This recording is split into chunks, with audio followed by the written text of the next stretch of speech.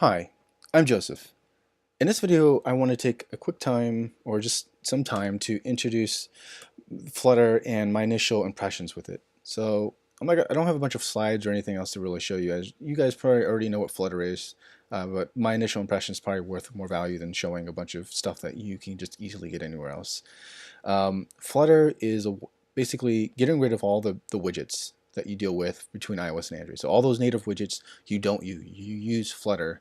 Recently there is now the ability to use true native widgets if you want to, but how you interact with them is a special in the case, and you want to do them very sparingly. So something like Google Maps was something you couldn't do before, but now you can.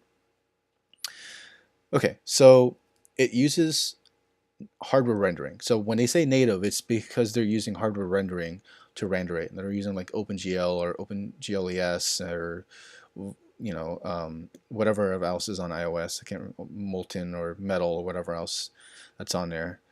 And yeah, it's a brand new experience. So it normalizes the rendering across both platforms. So whatever you develop on iOS will look exactly the same on Android, unless you're explicitly trying to do something different. So they have it like two themes currently, which is the material theme and the I'll just call it the iOS theme, to be honest. So if you need it to look like iOS, it can. If you need it to look kind of more like Android's material theme, you can make it look like that too. It has a whole bunch of other widgets too. Things like the hero animation graphics are some of these things are like just so dead simple that they've built, and it's super awesome to use to be able to have all that time saved rather than going through all the headaches of this. And this is really important because Flutter works all the way down to like Android 4.1 or 4.2, one of those two, and even like NativeScript that goes all the way down to Android 4.4, which is stretching what I would call anything. To be able to have like true performant animations and UIs and this great user experience all the way down to those devices is crazy. Like here, on me I have like a physical Android 4.4 device with like 512 um, uh, megabytes of RAM, and it's like a 3.2-inch screen. It's like it's such a terrible device in general. But when I run my Flutter app on it, it is absolutely smooth, and that is so reassuring to see. Even with like development mode turned on, it is still a relatively smooth experience. So they know what they're doing, and the thing is that they're using Skia, which is used to do all the Chrome rendering, and actually renders most of the Android UI in the first place too. So they basically just took that and said, you know what, let's just start all over. Let's get rid of the Android toolkit rendering stuff, and let's just roll our own. And that's exactly what they did. Okay, so my impressions. Flutter has been kind of a mixed bag. So, and the way I would explain this is that getting started, it feels like you're going super fast. But as soon as you start to run into some of the deeper concepts, you go down in the ball of flames.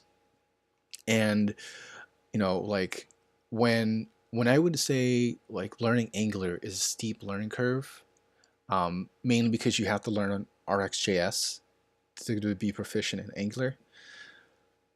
Flutter is realms beyond this in that it starts to it lacks things, and makes you do things because of the lack that it has and the way that it positions itself, that makes it a very, very steep learning curve when you want to get into more fancy things for yourself.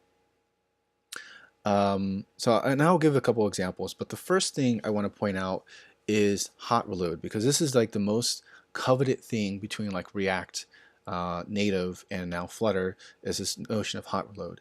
And there are two types of reloads for Flutter. There's the regular hot reload, so when you on save something changes. So let me go ahead and change like the font size or the icon size of like the lock. So I'm gonna save it, and then it gets bigger. And that was like, how long was that? 2 seconds basically. And then there's hot reload. So sometimes when you're doing like constructor stuff that doesn't even get into memory, you have to do a hot reload. So here I'm gonna comment this out. This actually should be like creating a bug, but it's not. So then I have to do like hot reload, and it's going to create a bug. The problem is that sometimes this is not very obvious when you do hot reload and you have a bug. Um, so you start going down this like rabbit hole of trying to fix this issue, and the way that Flutter is, it's basically encapsulation through composition, and it is very equated to like an onion or a Russian doll, where you have like a doll inside of a doll inside of a doll. Because when you start to go down like these this error path, it's like, holy cow, like the amount of scrolling you need to go to the top of where the problem is. Then you go to it and it's like, oh, it's null. So then you go to fix the issue, and depending on what you're doing, the screen may update. So you may start to believe like, oh, well, hot reloading fixed it or is doing something to fix it. Why is it still not working? Oh, it gives me some child error. And then you try and track it down. It's like, I don't see where this is a problem. And then it's like, well, actually you need to do a hot reload. So, you can easily spend like 10, 20, 30 minutes just banging your head away trying to figure out what the issue is. And then it's like, oh, I just need to do a hot reload. Yeah, so that's the start of it. The other thing has to do with honestly the code formatting, and then secondly the fact that Flutter is everything is a widget in Flutter, and every widget is everything you would ever do in HTML, CSS, and JavaScript, all into one. And this creates some problems for me. So like like this for me, it's honestly very hard to read. This looks almost like somebody I would expect that has no care in the world about programming and is just throwing crap code together with no care about formatting. But yet it explicitly formats it like this, and it drives me up the frickin' wall because I cannot read code like this. Like if I was to have this done, I'd probably do something like this. Give as much space as I can, because this stuff is something I'm going to be maintaining for a while. Like this is a lot easier to read. The formatter has like 2 settings currently, and so if I go ahead and format this, it's like, no, we want your code to be like this. If there is a way to change this so I don't have to deal with like this incredibly difficult way to format the code, I would be all for it, because again, this for me is like terrible. I don't want to be reading code like this. Okay, so it's necessary to have code formatting because let's say like I have an animation play when you focus an input, which I'll go into later. In order to scale the container up, you need to wrap the container in a transformation scale with the scale that you're going to animate and put it in a child, which means you need to go all the way down to the container and wrap that into one of the curly braces way down here to do all that. And that means all the code that you have now is not going to automatically just like magically reformat itself. You need to format the code. So you need that code formatter to do that for you. It also adds things like all these comments, because like I've worked in Clojure before. Once you start to get to this depth of like parens, you start to abstract your code away. You don't want to be dealing with that. But it looks like Flutter is saying it welcomes it. You should go ahead and do this anyways, because it's helping you put all this comments there and stuff like that. It does it automatically for you. Like if I was to delete this comma, like it doesn't even let me put it there. In IntelliJ, it'll let me put it there, but then I'll format it over there, put it, in front of the comments. I don't know. But this goes back into the encapsulation through composition, to where like every time you want to do one extra thing, you got to wrap that one extra thing into something else. So let's talk about the number one thing I always hate when working on native apps, and that is the freaking keyboard. Flutter by default does nothing for you for when you have focus on an input and you click off of it. You have to go out of your way to implement this stuff. So you implement a way to click out of it, and you also implement a way to lose the cursor within the text field that you're working on, or else something like on blur wouldn't trigger. Now, if you watch my native script video, you would know how much of a pain I went through just to get that to happen too. It is, I don't know why they chose to like not include that out of the box. Maybe, I don't know. And the thing is, like the way that you dismiss the keyboard, so many people are up in arms on like the right way to do it, and there's actually problems with the current way that you do it. That there is legit last year, for all last year, people are still trying to figure out like the right way to dismiss the keyboard. Okay, so let me talk about that little bit part then. Let's save this just in case. In order to dismiss the keyboard, effectively you need to set up, you need to wrap your entire page in a gesture detector. And then you have on top, tap, and then you can have focus scope of context request focus. So it's very much like Android in that regard. And then you give it a focus node, which for me is blank. Most people have like in the examples like focus node, but then that creates a problem because now you're creating all these blank focus nodes every time you request focus out of nothing, which could cause like memory leaks and stuff like that, because you do have to depose those focus nodes.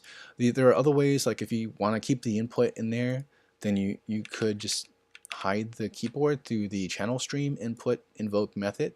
And someone was saying they had like a close method. I couldn't get that to work, but let me go ahead and save this. So like if I have that now and I tap off, wait, why is that? There we go. So if I tap off, the keyboard goes away, but the focus stays on the input. And they're supposed to, I was reading, maybe I don't have like the version of Flutter that they were saying, but they're supposed to be like text input close, and it would do exactly the same thing, hide it and then also lose the focus. And then this would be the best way, because people were saying that when you have request focus, it stops like a stream from propagating to the widget that needs to update it, and so that the update doesn't go through. Let me go ahead and get rid of that again. Or did I not say this? Okay. So that was one thing. The other thing has to do with like layout stuff, and the layout engine for this is very particular for things, and you start to go crazy trying to understand the layout system. So this is me talking about like it's very easy to get started with Flutter, but it ramps up so freaking high. If I click over here, nothing's happening, and that's because the layout I have, that's the container that I have that's inside the gesture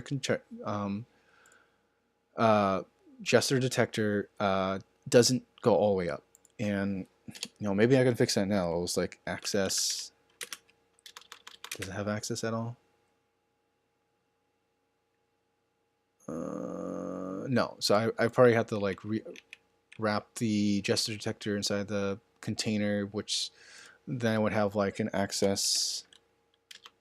Does this not even have access? Well, one of these containers, like a row or column, has it where you can fill up the whole screen. So this way, anywhere I tap inside of that, it'll react to it. The other thing with the keyboard that's annoying for these other platforms is like if you need to scroll, like if you need to go up or down. And the solution was relatively simple, but trying to get there to go through all these like bug reports and everything else, it's like, oh, you just need to wrap your thing around with or your container around with a single child scroll view, and that just works. So if you had anything down here, you'd be able to scroll while the keyboard's up, and then you can tap on it to lose focus of the keyboard through the gesture detector that you set up with the request focus. And it's like, this should be set up out of the box for you. You should not have to be doing this, because if Flutter has done all this work to get rid of all these widgets, and the first thing you experience, let me go ahead and just do some work. So let me just put some padding around the logo then, a lot of padding. Let's do 210. Okay, so like if this input was all the way down there, I can scroll. Okay, this is not the first experience you get when working with Flutter. Actually, I don't even know why it's not even, okay, because I got rid of the request focus. Okay, so then if I go ahead and get rid of this, I can only assume get rid of one of these and that should work. Okay, so then I click in the field, and here's your default experience. So it's like, what happened? Why can't I see, why can't I sort of my input? What do I got? It's like I don't know. It's my the point I'm making is like you very quickly ramp up to like 900 miles an hour of trying to understand the layout system, because like there's this overlay issue that you see. So it's telling you like there's a render problem happening. You need to fix it. Take a look at it. Let me introduce you to another thing I was spending my wheels on. So if you notice, you see like the username and password animating from like whatever I had set. It was like 42 pixels to 310 pixels. Let me go ahead and get rid of this flexibility. Just delete it.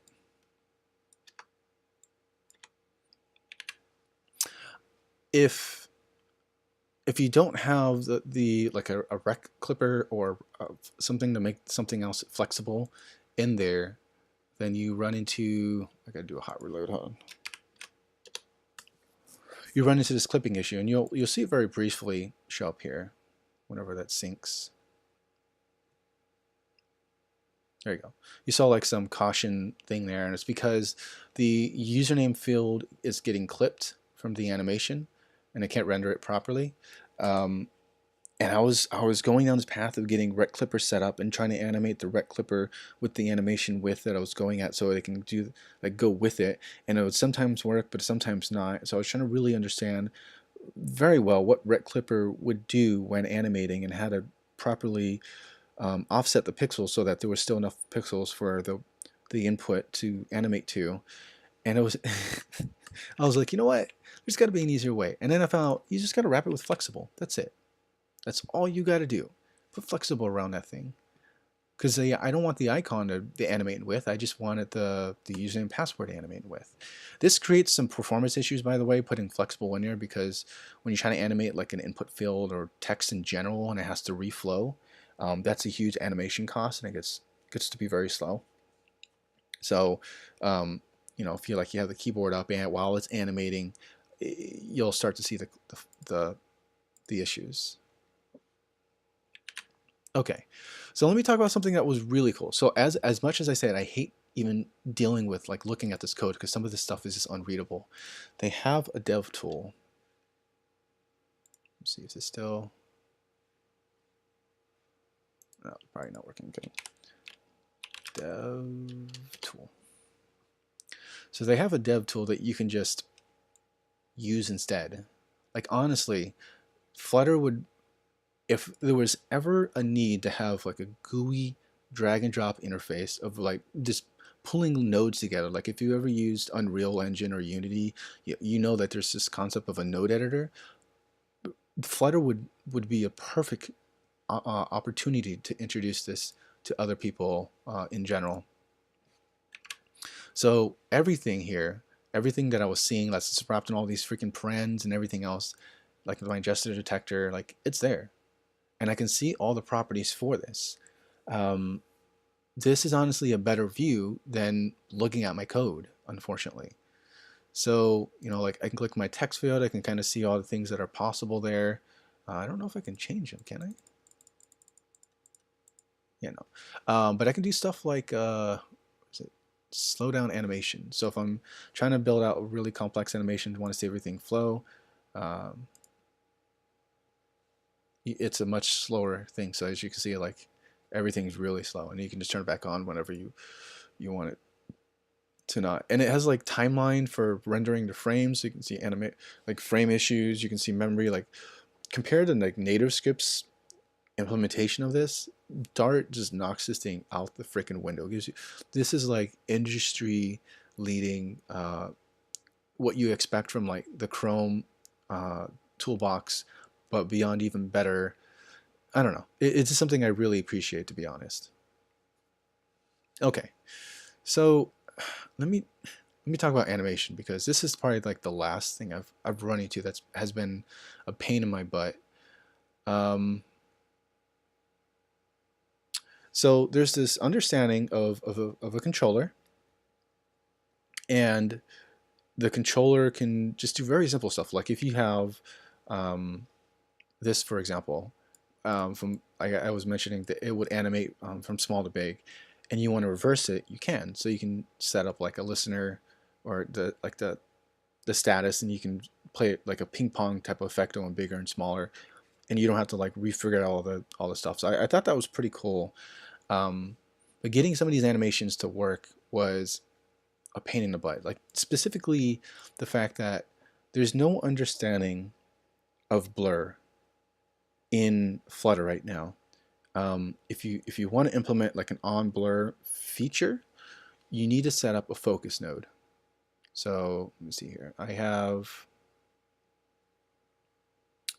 a focus node set up, and then I set up a listener to whenever the focus node changes, and then I see if it is focused or not. And this way I just call the on focus and on blur methods, which I created, and basically just calls my scale function to play it forward or to play it backwards. So that's what that does. And I wasn't sure how this was going to work, because I didn't know if the focus node would be called when it was blurred. So I was trying to like, okay, well, what if I have this like global focus node? Because guess what? You know, what I did here was I also created a focus node. Maybe if I pass this focus node into my widgets, I'd be able to track like some global focus on whatever was focused, and then if that wasn't focused, and trigger the animation for it. But it was a much simpler thing. It just um, the animation system suffers from, I think, complexity in ways that it shouldn't. So I wanted to implement, other than deblur and unfocus, a delay method. And to be honest, that doesn't exist. The way that you take some kind of delay is you take like the curve that you're going to have set, and then you interval it with some fictitious delay. So like 0.2 out of 1. So when it animates 0.2 or 20% of the time, it will do absolutely nothing, because that's the quote unquote delay. And then you'd extend the duration of whatever you're going to set based off that delay as well. So then you kind of, this would, you know, actually be like, it'll like you kind of compensating for the fact that you need to change the curve, so the curve has the delay, and then increase the number of milliseconds for that. And I'm just guessing on what that should actually be anyways, but let me go ahead and do a hot reload again. No, hot restart, whatever.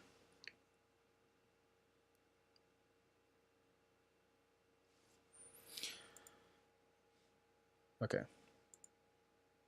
Oh, there we go. That was something. Um, I would need to pull this out, but even then, it's like I need to add the button in there to do the replay, so you can kind of see it. Because the animation too, like when the app first starts, there's all this stuttering that's happening, and I'm noticing like any animation I do when the activity is first shown, it really struggles. Like sometimes I'm getting like 3 frames per second on this stuff, and it's not the greatest. So maybe there's a way I can like delay the animation from starting after things have been shown, but still hide things until like the VM is like ready, and not kind of getting crippled by all this other stuff it needs to do. Yeah, that's it so far. There's a couple more things I want to do with this just to get it set in place, but I found it like it was very odd that you couldn't do blurring out of the box. The fact that the keyboard issue is still present, and you got to do these things that are not very obvious to start with, and then just the last piece, which was just the formatting issues I'm running in general. I just don't like the way that it's being formatted, and I know there's some like a parameter to set to make sure like every single one has like a comma after, so then like these down here would have commas instead of being all grouped together. But there really needs to be a better way to format this. Yeah, other than that, it's a pretty good experience thus far ish. It's taking longer than what I expected. And I'm looking forward to kind of getting a little bit more complicated example than just what I'm doing for like a login screen animation. A couple of uh, things that I found for like useful packages that I may want to look into is RX Start, which gives me some type of parity between like what I did with or do with Angular doing RX stuff, because it has like injectors and everything else as well as that. Um, and then there's Dio, which is like HTTP libraries on steroids. And then there's also some nice ones like Flutter Swiper and Charts Flutter and Fliro for routing and auto size text if you need something like to fit on 2 lines always, but the text size will vary based off the number of content, or if it doesn't flip, ellipse it or something like that. That's really flexible and cool. But yeah, until then, hopefully I'll make another video soon.